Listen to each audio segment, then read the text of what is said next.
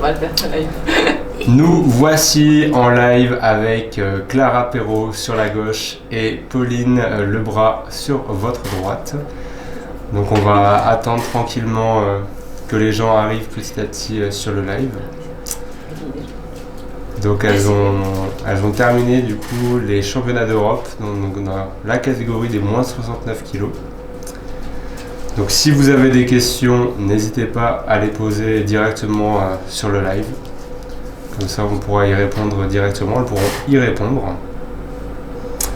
Alors, tac, on va attendre là, quelques minutes, quelques secondes plutôt. Hop, comme vous pouvez voir, il y a des belles médailles sur la table devant vous. On a eu le droit à la catégorie la plus relevée, la plus serrée tout simplement de ces championnats. Jusqu'à maintenant de ces championnats d'Europe. Alors, salut tout le monde. Et on va attaquer directement, tranquillement avec Pauline. Oui. Avec Pauline qui a terminé du coup 5e dans la catégorie des moins de 69 kg. Comment ça va, Pauline ? Je vais très bien, merci. Ouais. Je suis en pleine forme. T'as passé une belle journée. Non, c'était une très bonne journée. J'étais bien entourée et j'ai vraiment apprécié toute la compétition, donc c'était cool. Top. Clara, comment ça va ? Vice-championne d'Europe du coup. Je suis un peu KO honnêtement. La journée est passée vite, la compétition s'est passée super vite. Mais ouais, je suis un peu KO. Il faut prendre un peu de temps de réaliser aussi ce qui s'est passé quand même. Mais ouais. Non, je suis super contente. Bien joué. Bien joué à toutes les deux pour aujourd'hui. Je crois que c'est des records au total pour toutes les deux. Ouais. Record perso. Ok, très bien, très bien. On va commencer un petit peu à approfondir avec toi, un petit peu, Pauline. C'était 2e championnat d'Europe aujourd'hui.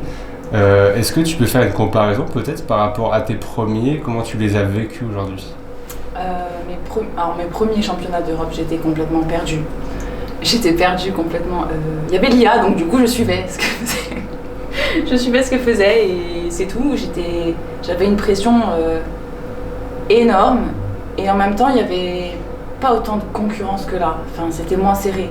Il y avait des jumps. Donc là j'avais tout à gagner et j'avais une pression plutôt positive. Je pense que j'ai gagné en maturité beaucoup depuis. Et c'est bien des fois d'attendre quelques temps avant de refaire une compétition de telle envergure, on va dire. C'était il y a 2 ans. Ouais, et ces 2 ans m'ont énormément servi. J'ai gagné en maturité, en confiance en moi et je pense que ces 2 ans étaient nécessaires. C'est plus une progression mentale que physique ? Ouais. En fait, je pense que ma progression physique est due à ma progression mentale. Surtout ces 2 derniers mois. Ces 2 derniers mois, ça me... je sais pourquoi je fais de la force en compétition. Ça y est, tu vois. J'ai eu du temps à savoir où j'allais. Et là, je commence à réaliser le potentiel que je peux avoir derrière. Donc, ouais. Et les Europes, c'est un bon premier step pour la suite. Non, c'était bien. C'est cool. Et c'est quoi cette réponse au pourquoi ? Tu fais de la compétition. Pourquoi je fais de la compétition ? J'aime me challenger et je suis contente de pouvoir finir une prépa sur des records officiels ou sur des barres officielles en fait. Et c'est pour ça que j'aime bien. Après, je sors de mon garage aussi donc ça fait du bien. Et l'ambiance de la compétition est vraiment, enfin ça te donne envie de te surpasser encore plus. Non, je commence à aimer les compétitions et tout ça, donc voilà, c'est pourquoi j'aime bien les compétitions. Top. Tout simplement. Clara, du coup, tu commences à avoir de l'expérience maintenant en compétition. Comment tu gères cette évolution au fur et à mesure ? Ça fait déjà 6 ans que tu fais de la compétition, si je ne me trompe pas. Ça va faire 6 ans là, 2024. Ouais, ça passe vite, hein. Mais ouais, j'acquiers de l'expérience. C'est sûr que je pense qu'on me reprend il y a 3 ans. On m'aurait dit tu seras en Open en 2023, tu ferais podium au monde et podium aux Europes. Je pense que j'aurais rigolé quoi, vraiment.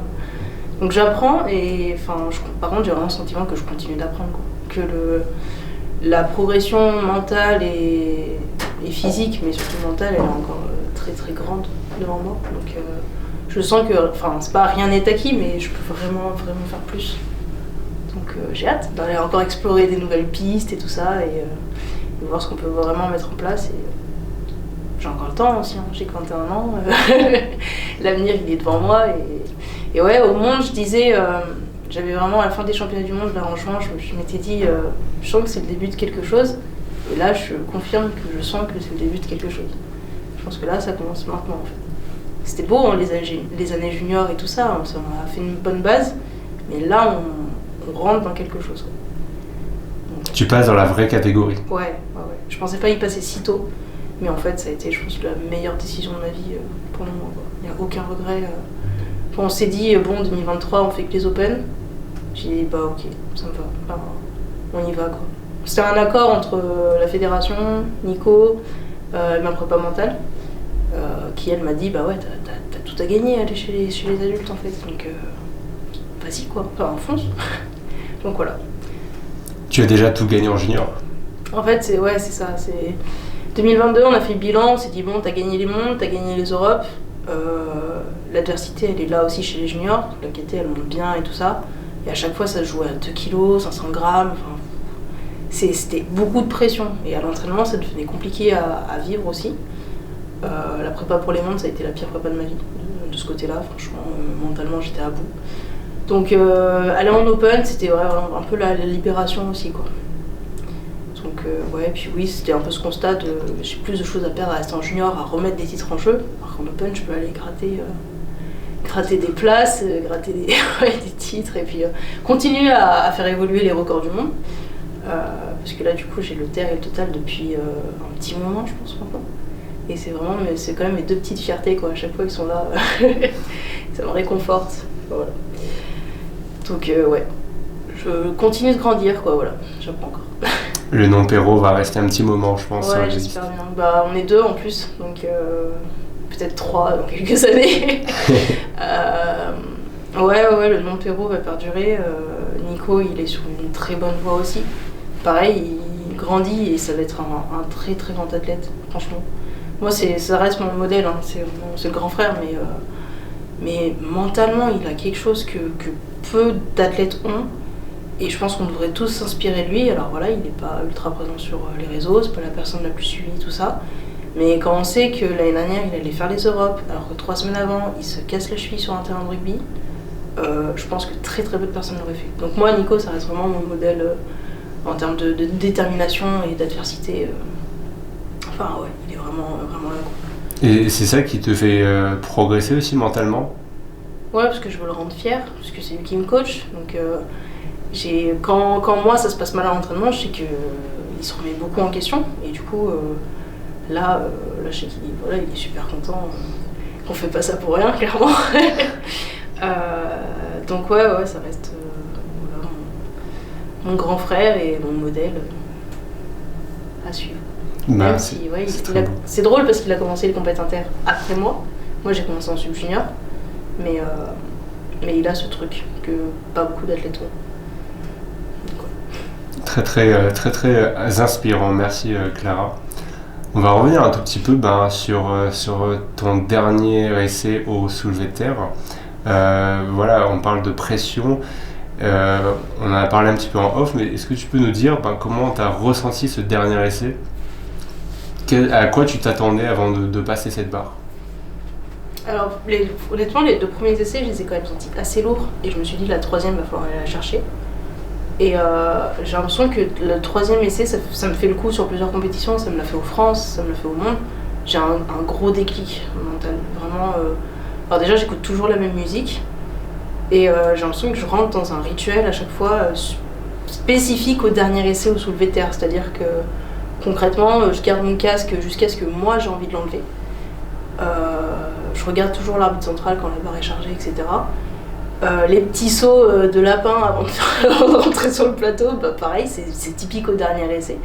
Mais ouais, j'ai une espèce de rituel qui est proche à ça. Alors, j'ai l'impression que je savais qu'il y avait 237, et en même temps, je le savais pas. En même temps, en fait, au terre spécifiquement, à l'entraînement ces derniers temps, j'essaye de vraiment rester focus sur comment je lift, et pas parce qu'il y a plus lourd ou pas, je vais changer quelque chose, en fait, changer mon attitude ou quoi. Donc j'aimerais bien faire la même chose sur les 2 autres mouvements, c'est un peu plus compliqué, mais le terre, c'est vraiment un déclic à chaque fois. Et du coup, par contre, je me suis sentie super posée quand je suis allée sur la barre. C'est-à-dire, j'ai rien précipité, je suis restée dans mon truc, tu places tes pieds, tu fais ça, tu prends ton point de repère visuel, etc. Donc là, franchement, je suis fière de moi, parce que vu l'enjeu, j'aurais pu très bien foncer tête baissée et échouer. Et puis, je pensais pas que j'étais capable de grind comme ça. Enfin, je le faisais il y a quelques années. Je trouvais que j'avais gagné en explosivité au soulevé de terre. Et alors là, du coup, ouais, ok, je suis capable de ne pas lâcher de barre déjà. Et ouais, de grind, ouais. Non, dans ma tête, quand j'ai commencé à ralentir, je me suis dit non, insiste jusqu'au bout, tu vois. Donc ouais, très très fière de cette barre quand même. Est-ce que toi, tu as des paliers mentaux que tu as réussi à battre comme ça, un petit peu, Pauline, notamment au soulevé de terre, qui était compliqué à un moment donné pour toi. Maintenant, tu as pris un peu ta revanche dessus. Ouais, en vrai, j'ai beaucoup stagné. Je crois que j'ai stagné pendant plus d'1 an en soulevé de terre. Ouais, j'avais pas du tout. En fait, c'était ma technique qui allait pas. Mais pour comprendre une technique, il faut passer par des étapes qui sont super compliquées des fois, parce que tu sais que c'est pas ce qu'il faut faire pour l'instant. Mais tu vas, tu le fais, tu dis ok, et après ça s'est évolué. Mais le jour où tu passes ce palier, après ça augmente très rapidement. Moi, mon palier c'était 195 à dépasser. Donc j'ai dit bon, il va falloir le dépasser. Et là en entraînement, je suis à 212-215 kilos. C'est monté très vite. Et t'es quand même. Tu te dis bon, tout le travail que j'ai fait pendant. Là, c'était exactement 8 mois. Bah, c'est pas pour rien quoi. Mais pendant 8 mois, tu galères bien comme il faut. Tu galères, tu te remets en question tout le temps, tu restes plus longtemps sur tes entraînements, tu y penses tout le temps. Tu y penses tout le temps parce que tu te dis là, il faut débloquer le terre parce que sinon tu seras pas compétitive.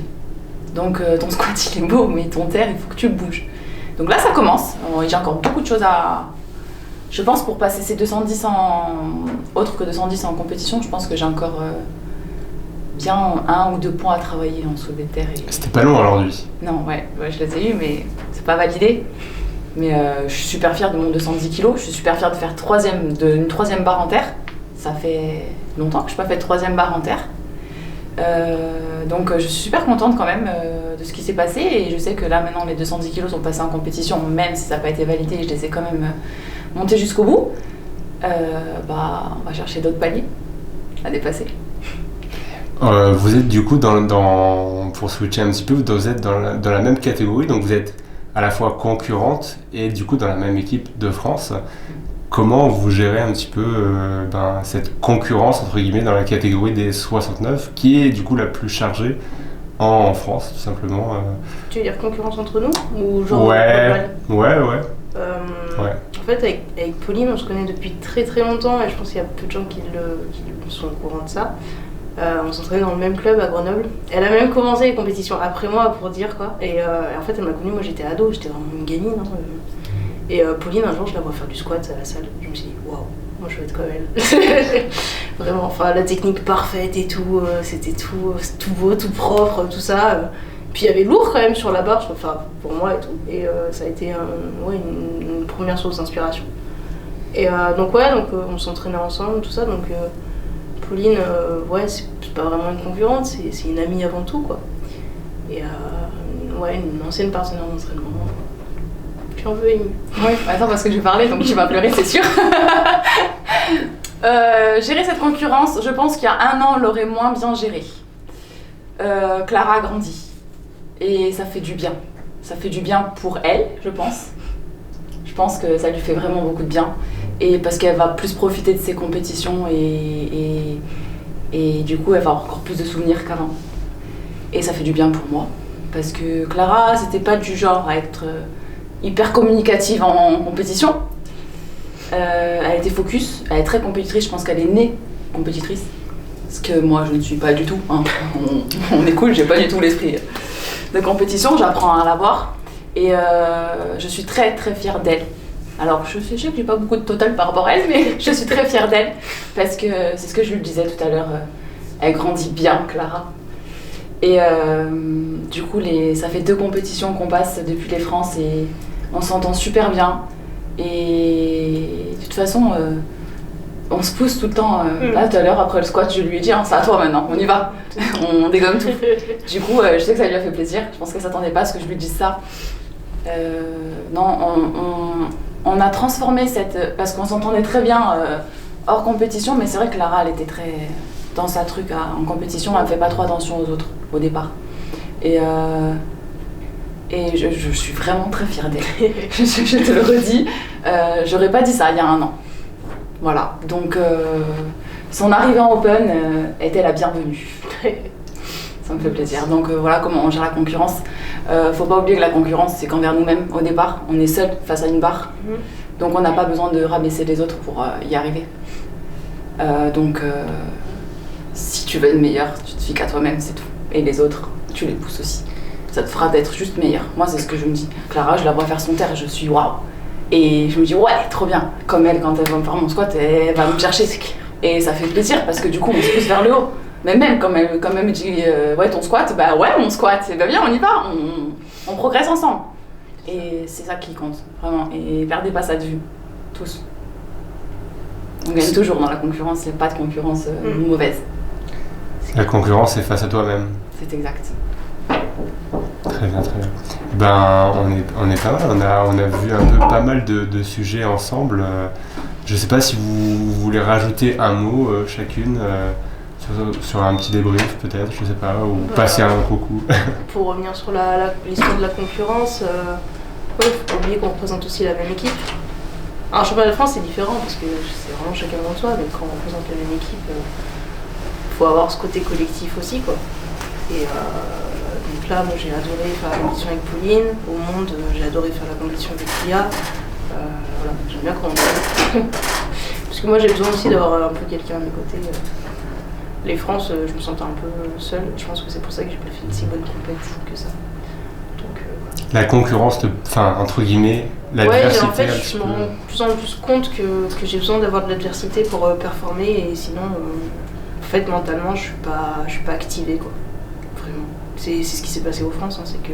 Enfin, c'est ma prépa qui m'a dit ça, elle m'a dit en fait tu t'es activé au dernier bench parce que t'étais au bord du précipice et après du coup le terre c'est allé derrière, mais sinon...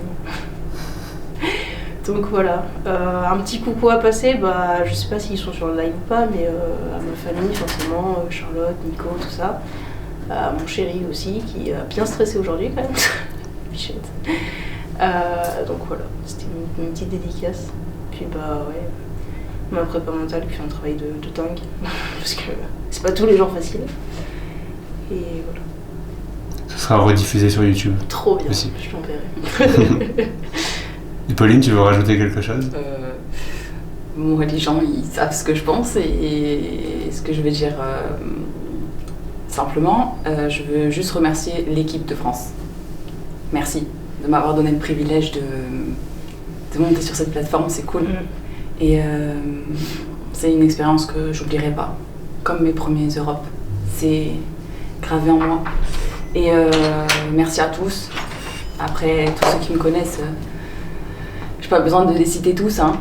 Donc merci. Et merci à Flo quand même, parce que faut le souligner, il est vraiment présent. Et c'est tout.